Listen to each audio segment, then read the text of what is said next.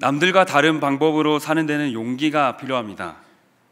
제 인생에도 그런 용기가 필요했던 시절이 있었는데요. 저는 유년 시절을 시골에서 보냈습니다.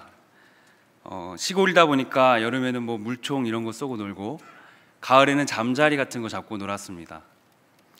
어느 날 옆집 친구가 저에게 새로 산 물총을 자랑하며 놀러 왔습니다. 제 옷에다 물총을 이렇게 물을 뿌리고 도망치는데 저는 아무것도 할 수가 없더라고요. 왜냐하면 저에게는 물총이 없었기 때문이죠. 아버지를 찾아가서 물총을 가지고 싶다고 이야기를 했습니다. 아버지는 저를 위해 물총을 사오셨으면 좋았을 텐데 만들어 주셨습니다. 뒷산에 올라가서 대나무를 이렇게 베어 오시더니 대나무 통에 딱 맞게 이렇게 손잡이를 만들어 주시더라고요. 그래서 앞쪽에 구멍을 뚫고 물을 피스톤처럼 쭉 빨아들여서 이렇게 쏘는 겁니다. 작은 물총에 비하면 대포 같은 물총이 만들어졌습니다. 차라리 사다 주셨으면 좋았을 텐데 하는 마음도 이렇게 들었지만, 뭔가 아버지 표정이 너무 뿌듯해 보이시고 사랑이 넘치는 마음 때문에 그럴 수가 없었습니다. 조금 부끄러웠지만 용기를 내서 물총을 쐈던 그 친구 집에 전화를 했습니다. 물총 놀이 하자고. 어떻게 됐을까요? 이 물총은 다 좋은데 단점이 하나 있었습니다. 한 번밖에 쏠 수가 없더라고요. 그래서 가까이에다 물을 이렇게 받아놔야만 됐습니다. 그래서 저는 저희 집을 벗어날 수가 없더라고요. 그 친구 쏘고 도망치면 잡을 수가 없었어요. 저희의 물총 놀이는 그날이 마지막이었습니다. 시간이 지나서 가을이 되었습니다. 이번엔 그 친구가 잠자리채를 가지고 왔습니다. 이리저리 막 잠자리를 잡아온 잠자리를 저에게 자랑을 하더라고요. 이번에도 아버지를 찾아가서 잠자리채를 가지고 싶다고 말했습니다. 이번에도 아버지는 잠자리채를 만들어 주셨습니다. 긴 철사를 이렇게 동그랗게 장대에 매달았습니다. 그러더니 거미줄을 찾아다니시면서 이렇게 쳐오시더라고요. 정말 대단한 잠자리채였습니다. 너무 대단해서 대고만 있으면 잠자리가 붙는 겁니다. 이번에도 친구를 불러서 잠자리를 잡으러 갔습니다. 거미줄 잠자리채. 역시 단점이 하나 있었습니다. 너무 잘 잡히지만 이 거미줄 때문에 잠자리가 다시는 날 수 없게 되더라고요. 이걸 잡으면 이렇게 채집함에 예쁘게 이렇게 넣고 해야 되는데 다시는 움직이지 못하게 되는 잠자리를 보면서 그날이 저희가 잠자리를 잡았던 마지막 기억이 됐습니다. 지금도 기억나는 그 친구의 말이, 왜 너는 중간이 없니? 좀 멀쩡한 걸 갖고 오면 안 되겠니? 그랬던 기억이 있습니다. 오늘 말씀을 묵상하면서 이 어린 시절의 기억이 떠올랐던 것은, 하나님께서 이스라엘 백성에게 명령하시는 방법도 뭔가 이런 방법과 비슷하다는 생각이 들어서이기 때문인 것 같습니다. 하나님의 방법은 세상의 방법과는 늘 다르고 언제나 용기가 필요합니다. 그리고 늘 만들어주시죠. 오늘 말씀은 여호수아 이야기에서 가장 유명한 이야기이자 또 여러 세대 가운데 다양하게 해석되어 온 이야기입니다. 과거 서구 제국주의 시대에는 노예로 팔려간 흑인 크리스찬들에게 소망의 말씀으로 주어졌는가 하면, 중세시대에는 십자군 전쟁에 대한 어떤 명분으로 뒷받침되기도 하였습니다. 그렇다면 오늘을 살아가는 우리에게 이 말씀은 어떤 의미를 가지고 있을까요? 말씀을 살펴보면서 하나님께서 오늘 우리의 삶 가운데 요구하시는 방법과 의미를 다시 한번 생각해보는 그런 시간이 되길 소망합니다. 오늘 본문의 배경이 되는 여리고는 주전 9,000년경부터 존재한 도시로 알려져 있습니다. 세계에서 가장 오래된 도시라는 칭호를 가지고 있다고 합니다. 잘 아시다시피 대단히 견고한 산성에 지어졌죠. 이중으로 성벽을 세우고 그 성벽 사이에는 마을이 있을 정도로 큰 도시였다고 합니다. 그러나 여호수아 6장 1절은 이렇게 시작합니다. 이스라엘 자손들로 말미암아 여리고는 굳게 닫혔고 출입하는 자가 없더라. 그 강대한 여리고였지만 이스라엘에 대한 소문으로 이들은 두려움 가운데 있었습니다. 대단히 강한 신이 그들을 인도하고 있으며 곧 이 땅을 완전히 정복하리라 여겨졌습니다. 여기서 굳게 닫혔다라는 말을 원어로 살펴보니까 안과 밖에서 닫고 닫았다라는 표현이라고 하더라고요. 또 이 표현은 감옥에 대한 묘사로 사용되는 단어라고 합니다. 그들은 겁에 질려서 스스로를 갇혀 있는 상태까지 이르게 만들었습니다. 여호수아 2장 9절은 또 그들의 내면을 아주 잘 보여줍니다. 여호와께서 이 땅을 너희에게 주신 줄을 내가 아노라. 우리가 너희를 심히 두려워하고 이 땅 주민들이 다 너희 앞에서 간담이 녹나니. 사실상 여리고 전투는 이 두 구절에서 모든 것이 끝난 상태라고 할 수 있습니다. 6장 2절에서 하나님은 여호수아에게 이렇게 말씀하십니다. 보라, 내가 여리고와 그 왕과 용사들을 내게 넘겨주었으니. 하나님은 전쟁을 시작하기도 전에 먼저 승리를 약속하십니다. 내가 너희에게 다 넘겨주었다. 아직 일어나지도 않은 미래인데 이미 이루어진 일처럼 하나님께서는 말씀하십니다. 말씀을 보면 우리는 여리고성이 어떻게 무너졌는지, 또 어떻게 정복됐는지 그 결과에, 그 사실에 집중할 때가 많이 있습니다. 그러나 정작 성경은 이러한 부분들에 대해서 아주 간략하게 서술하고 있습니다. 여리고성이 무너지게 된 결과에 대해서도 6장 20절에 성벽이 무너져 내리니라, 단 한마디 말로 묘사되고 있다는 것을 볼 수 있습니다. 오히려 하나님께서는 이 본문 안에 많은 부분을 이스라엘에게 명령하신 독특한 방법과 또 그 명령에 대한 이스라엘의 반응에 집중하고 계시고 많은 분량을 할애하고 있습니다. 그렇다면 승리에 대한 하나님의 약속과 함께 주어진 이 독특한 명령은 무엇이었을까요? 하나님의 명령은 그저 여리고성을 계속해서 도는 것이었습니다. 6일간은 하루에 한 번씩만 성주위를 돌았고 7일간에는 7바퀴를 돌도록 명하셨습니다. 또 행진간에는 나팔을 계속해서 불어야 했고 언약궤가 또 제사장들이 동행하며 함께 이동하였습니다. 그러나 이스라엘의 어떤 이 군사들의 모습은 침묵 가운데 7째 날까지 나아가야 했다는 것을 볼 수 있습니다. 우리는 이들의 전투가 그토록 기다려온 첫 전투라는 사실에 집중을 해야 됩니다. 광야의 40년 생활과 그리고 그들의 순종과 불순종의 역사에 결실을 맺는 자리였던 것이죠. 이들은 싸울 준비가 되어 있었습니다. 그러나 하나님께서는 이스라엘의 방법이 아닌 하나님 자신의 방법대로 성을 도는 방법으로 정복을 시작하게 하십니다. 여호수아 6장은 일곱이라는 표현이 14번 반복해서 나타납니다.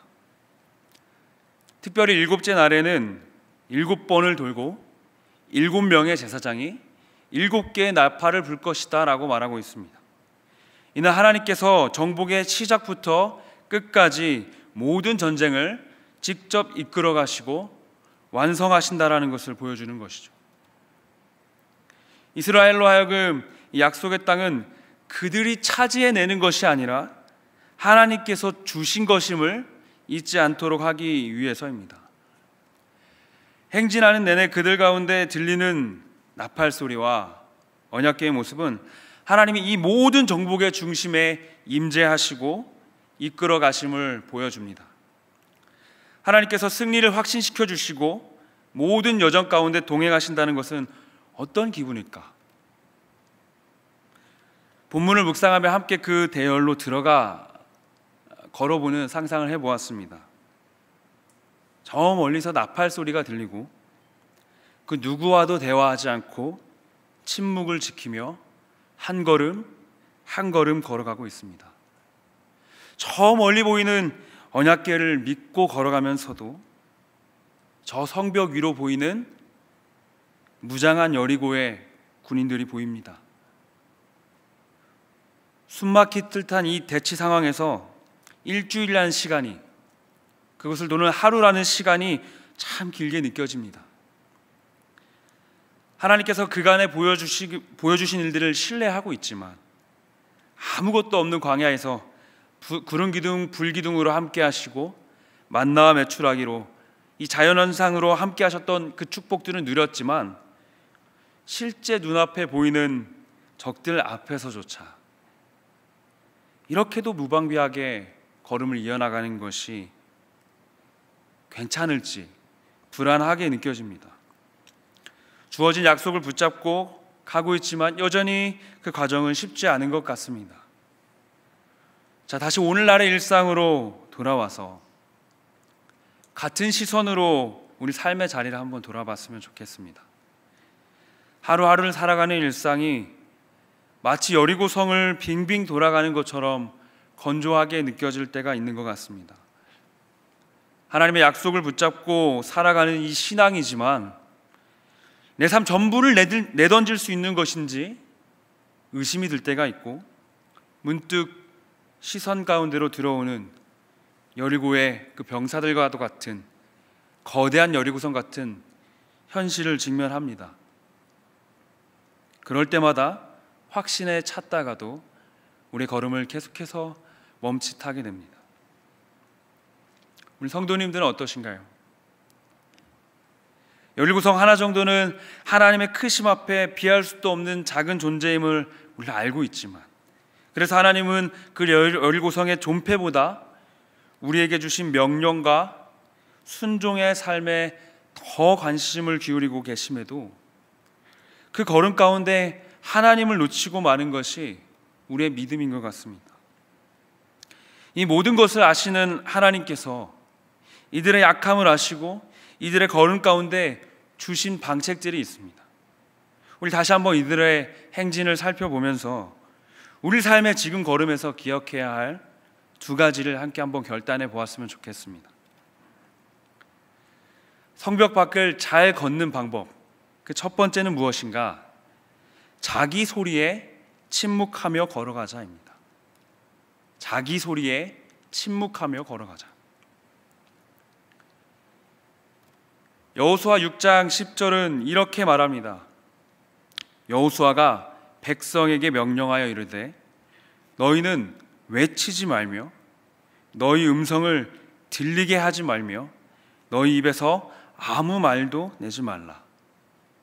그리하다가 내가 너희에게 명령하여 외치라 하는 날에 외칠지니라 하고, 아무런 소리도 내지 말라고 말하고 있습니다. 말의 품격이라는 책을 쓰신 이기주 작가님의 글에 이런 표현이 있습니다. 숙성되지 못한 말은 오히려 침묵만 못하다. 인간의 가장 깊은 감정은 대개 침묵 속에 자리를 하고 있다. 한 번만 더 읽어드리겠습니다. 숙성되지 못한 말은 오히려 침묵만 못하다. 인간의 가장 깊은 감정은 대개 침묵 속에 자리하고 있다. 수없이 많은 두려움이 우리의 삶에 엄습할 때 우리는 본능적으로 우리 내면에 숙성되지 못한 두려움을 뱉어내곤 합니다. 무방비한 그 이스라엘 군대와 무장한 여리고성의 경비들, 전투 없이 성벽 주위를 돌고만 있는 이 삶 속에 의심은 어쩌면 인간의 자연스러운 본능일지도 모르겠습니다. 만약 이들에게 이러한 명령이 없었다면 이스라엘의 행령은 아마 수다스러운 행진이 되었을지도 모르겠습니다.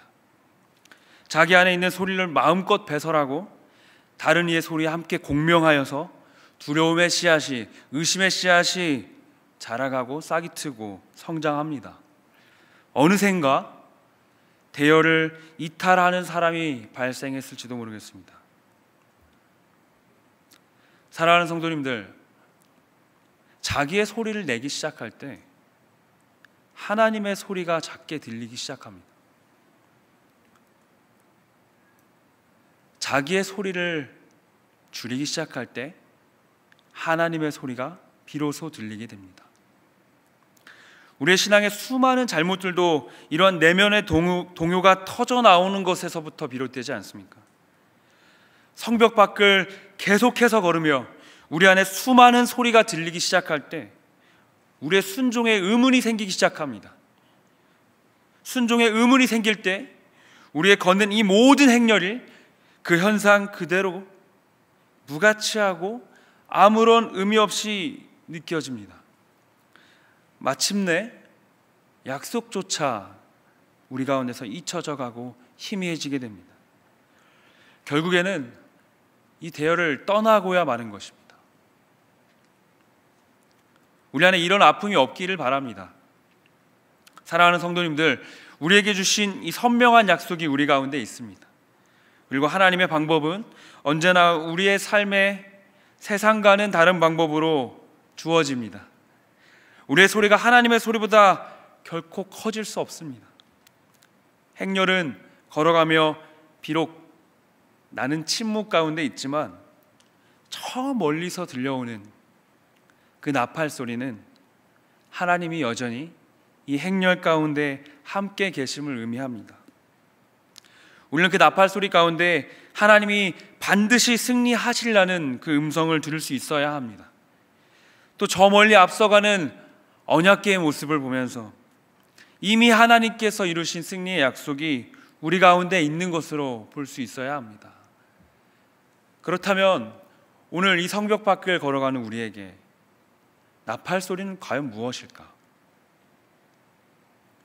이 이야기는 성벽을 걷는 두 번째 방법과 관련이 있습니다. 성벽을 잘 걷는 두 번째 방법은 예배의 나팔을 불어야 한다는 것입니다. 우리 8절과 9절을 함께 한번 읽어보도록 하겠습니다. 함께 한번 읽어보겠습니다. 시작. 여호수아가 백성에게 이르기를 마침에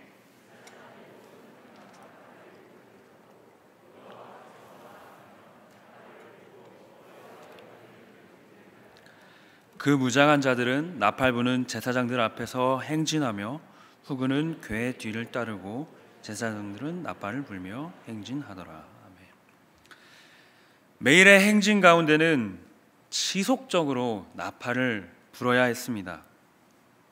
한 신학자는 이스라엘의 가장 큰 역할이 하나님을 모시고 여리고를 도는 의장대다라고 표현을 했습니다.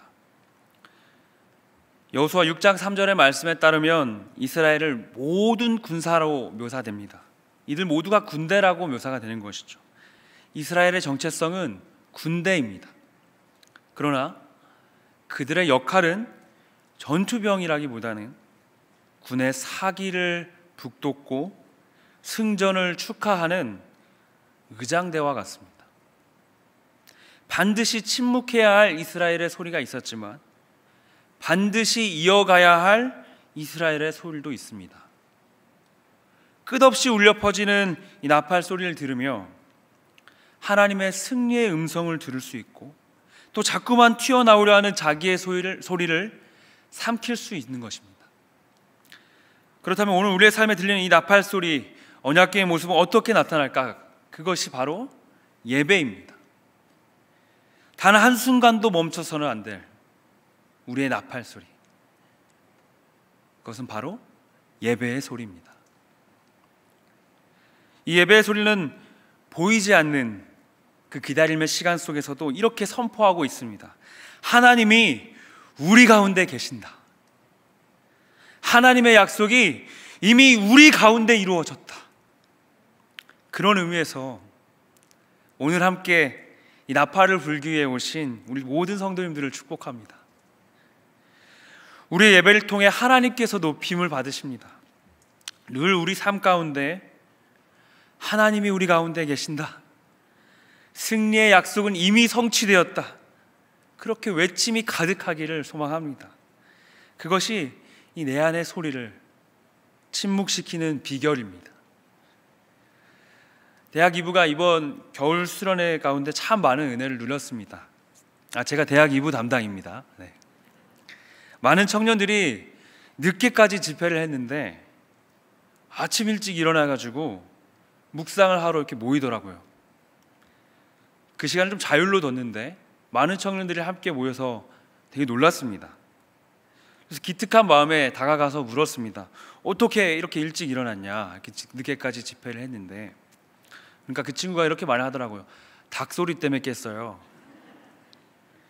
수양간이 시골에 있다 보니까 닭이 막 5시부터 우는데 더 이상 잠을 잘 수가 없어서 일어났다고 하더라고요. 그러고 나서 그 닭을 집회 마치고 치킨으로 먹어야 된다, 이런 우스갯소리를 하긴 했었는데, 닭소리가 공동체를 일으키는 그런 은혜가 있던 수련회였습니다. 우리의 이 나팔 소리, 우리의 예배 소리가 이러해야 하지 않을까 생각이 들었습니다. 우리의 나팔 소리는 나 자신의 그 안에 있는 소리만 잠재우는 것이 아니라, 나 자신뿐만이 아니라 우리의 공동체를 흔들어 깨웁니다. 온 힘 다해 예배의 나팔을 부는 우리의 열심으로 공동체가 일어났으면 좋겠습니다. 자기의 소리가 너무 커져서 하나님의 소리를 듣지 못하고 있는 누군가에게 여리고성 같은 큰 현실 앞에서 갈등하고 있고 또 순종에 대한 의심으로 이 대열을 벗어날 위기에 있는 누군가에게 우리의 나팔 소리가 천둥 소리같이 울려 퍼질 때 다시금 이 공동체가 하나님의 임재를 확인하고 승리를 확인하는 은혜가 있는 줄로 믿습니다. 말씀을 보면 우리 삶과 가장 가까이에 있는 듯한 구절을 찾았습니다. 우리 여호수아 6장 15절 16절을 함께 한 번만 더 읽어보도록 하겠습니다. 여호수아 6장 15절에서 16절입니다. 일곱째 날 새벽에 그들이 일찍이 일어나서 전과 같은 방식으로 그 성을 7번 도니 그 성을 7번 돌기는 그날뿐이었더라. 7번째 제사장들이 나팔을 불 때에 여호수아가 백성에게 이르되 외치라, 여호와께서 너희에게 이 성을 주셨느니라. 아멘. 7째 날 새벽, 그러니까 마지막 성벽을 도는 날이 되어서 이스라엘 백성이 7번을 여리고성을 돕니다. 마지막 바퀴를 향해 갈수록 젖먹던 힘을 다해서 이스라엘 백성은 나팔을 불었을 것입니다. 15절은 그들이 전과 같은 방식으로 걸어갔다고 합니다. 지난 6일간과 같이 그들이 똑같이 걸어갔다는 것이죠. 우리의 걸음도 마지막을 향해 가고 있습니다. 마지막 성벽을 도는 날과도 같은 시대를 살고 있습니다. 7번째 바퀴까지 힘을 다해 우리가 함께 돌고 있습니다. 그렇다면 우리의 삶도 전과 같은 방식으로 그런 신실함이 묻어 있어야 되지 않을까요? 끝없이 침묵하고 자기의 소리를 멈춤으로 지난 모든 신앙의 걸음들이 신실하게 이어졌다 고백했으면 좋겠습니다. 그래서 우리도 전과 같은 방식으로 주님을 예배합니다. 끝없이 나팔을 불겠습니다. 그렇게 고백했으면 좋겠습니다. 마지막 바퀴를 향해 갈수록 젖먹던 힘을 다해 나팔을 부는 이스라엘 백성처럼 오늘의 우리의 하루도 전과 같은 방식으로 예배의 나팔을 온 힘 다해 불어야 하지 않겠습니까? 그리고 마침내 그날 주님께서 너희에게 이 성을 주셨다, 온 백성의 함성이 울려 퍼지는 그 순간을 맞이해야 하지 않겠습니까? 사랑하는 성도님들, 오늘도 하나님 나라를 바라보며 끝없이 성벽 밖을 걷고 있는 여러분, 하나님 앞에서 여리고성의 무너짐은 아무런 의미가 없어요. 그 결과도 그 방법도 하나님은 관심이 없으십니다. 여호와의 개가, 하나님의 임재가 요단강을 맨땅처럼 건넜던 것처럼 여리고성도 건너가실 겁니다. 이 도시가 얼마나 오래되었고 얼마나 견고한지도 아무런 의미가 없습니다. 하나님의 관심은 두꺼운 성벽에 있지 않습니다. 오늘 이 이야기의 클라이막스는 하나님이 주신 이 명령 앞에 이스라엘 백성이 얼마나 신실하게 순종하며 나아갔는가입니다. 오늘 우리는 확실하지만 막연해 보이기도 하는 그 약속을 붙잡고 하루하루를 걸어가고 있습니다. 그러나 분명한 것은 우리의 행진에는 반드시 끝이 있다는 것입니다. 온 열방 가운데 하나님의 영광을 외치며 저 무너진 벽을 넘어갈 그날이 있을 것입니다. 비록 오늘 우리는 침묵의 발걸음을 걷고 있지만 우리의 순종의 발걸음에는 그날에 대한 확신의 힘이 있습니다. 이 땅의 성벽 밖을 걸어가는 하나님의 의장대인 우리에게 이러한 저력이 있는 줄로 믿습니다. 하나님의 약속을 믿고 순종하며 살아가는 성도의 삶에는 힘이 있습니다. 그러하게 우리의 오늘의 주장도, 모든 권리도 이미 그 약속 안에서, 그 약속 아래에서 우리에게 충분합니다. 오늘 열리고의 이야기의 클라이막스를 살아가는 성도님들, 오늘의 마지막까지 나팔 소리를 멈추지 않게 하신 하나님께 감사합시다. 혹 우리 가운데 한 발 한 발 힘겹게 성벽 밖을 걷고 있는 분이 계시다면, 우리의 삶에 여전히 걸음을 머뭇거리게 하고 대열로부터 이탈하도록 만드는 우리의 소리로 갈등하는 분들이 계시다면, 오늘 우리에게 남겨진 이 약속을 신뢰함으로 힘있게 걸어가시기를 소망합니다. 내 안에 갈등하는 모든 소리를 거두어 침묵으로 이끄는 은혜가 있기를 바랍니다. 나아가서 이 모든 소리가 들리지 않도록 하나님을 향해 예배의 나팔 소리로 가득 덮여진 저와 우리 모두의 삶이 되기를 주님의 이름으로 축원합니다.